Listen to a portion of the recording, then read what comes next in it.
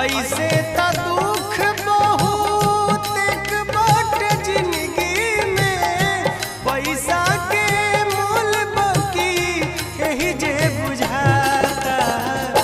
निर्धन के रोग जाने